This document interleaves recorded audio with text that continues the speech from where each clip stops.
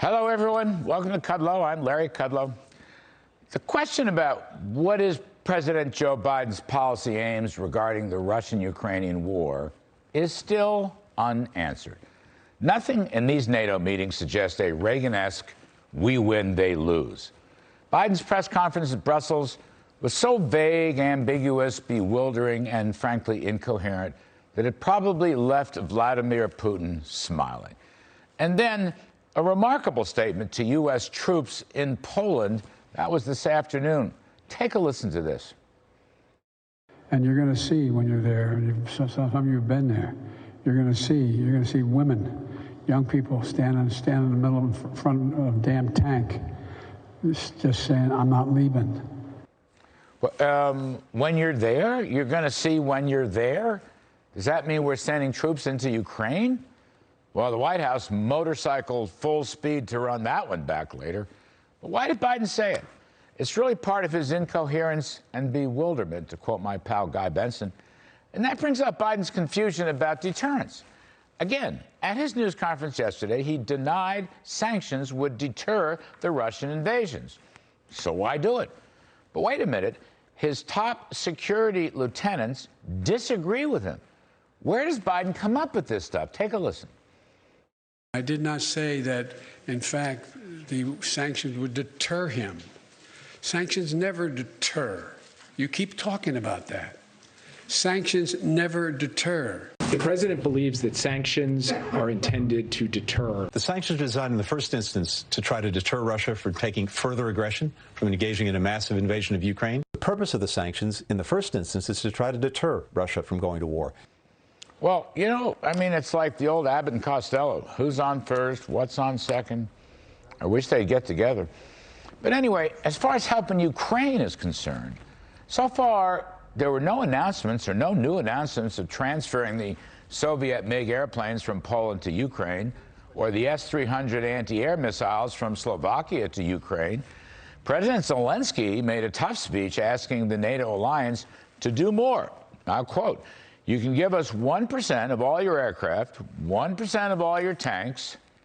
Well, Biden didn't come up with 1%. Nor did he slap sanctions on Russia oil and gas, nor did he call for secondary banking sanctions, nor did he suggest escrow bank accounts to hold European energy import cash and prevent the financing of Putin's war. None of that. Slapping sanctions on a bunch of Russian politicians in their legislature has no meaning. Kicking Russia out of the G20 is of no consequence. Zelensky wants military hardware and financial assistance. And when we give it to him, it seems like we're always slow-walking it at best, and the U.S. not complying with Zelensky's request. Zelensky is a world hero. He's a man of incredible courage and leadership. The Ukrainians are showing incredible bravery and courage in fighting off the Russian hordes and crimes against humanity. Truly, the whole world has come to love the Ukrainians and their leader. But Joe Biden, who has no vision whatsoever, is more interested in something called NATO unity and a bunch of backslapping and smiling in full public view, despite the fact that this Russian invasion of Ukraine is the biggest event in world history, probably since the end of the Cold War, maybe going all the way back to the Cuban Missile Crisis. There is nothing funny about this. I've said before, I'll say it again, I do not believe Joe Biden's foreign policy really wants the Ukrainians to win. I think he prefers a standoff, a stalemate. I think Biden would be very happy to give up large chunks of the Ukraine to somehow stop the fighting. I think he's intimidated by Vladimir Putin. There's no we win, they lose. There's no tear down this wall. There's no evil empire coming up here. Finally, if Joe Biden and the NATO Europeans want to do something concrete against the war criminal Vladimir Putin, then I have one suggestion. Seize his yacht. It's a $700 million luxury yacht. Everybody knows it's owned by Putin. It's moored in Marina del Carrara off the Tuscan Italy coast. It's 459 feet long. It's called Scheherazade. I'll have to work on that word. It's horribly furnished. It's obscenely expensive. Its Russian crew members are so fed up with Putin that they've left their jobs. and it's time for Joe Biden to seize it. The U.S. has sanctioned Putin. NATO has sanctioned Putin. Italy has sanctioned Putin. Sanctions mean seizing assets. Putin is a corrupt oligarch in addition to being a war criminal. So, Joe, seize the boat. Ding the dinghy. Do something to punch Putin in the face. And importantly, develop and spread the narrative that Putin has stolen the money for his yacht and Lord knows what else from Russian working people. He may be worth a couple of $100 billion. He has siphoned off oil and gas money and probably lots more over the years. In other words, yeah, he's a war criminal.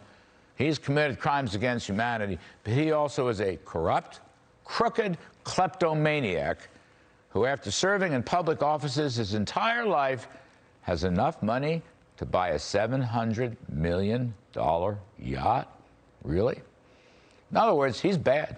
He's a killer, and he's a crook. He is completely corrupt. That is a narrative that the U.S. and NATO should be pushing. That $700 million yacht is proof positive. Which reminds me of a fabulous hit Broadway show that people of a certain age will remember. It was called Fiorello. And unfortunately, the mayor seemed to have had a bit of a corruption problem himself. Let me sing you a tune and see if this is familiar. May we ask you a Mr. question? X, maybe ask you a question. It's amazing, is it not, that the city pays you slightly less than $50 a week, yet you purchased a private yacht. I am positive Your Honor must be joking. Any working man can do what I have done.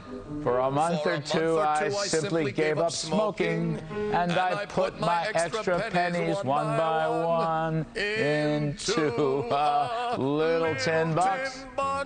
A little tin box, the little tin key unlocks. Right, Mr. Putin? Right, Mr. Putin? A little tin yacht. A little tin yacht. I put my extra pennies in a little tin yacht that a little tin key unlocks.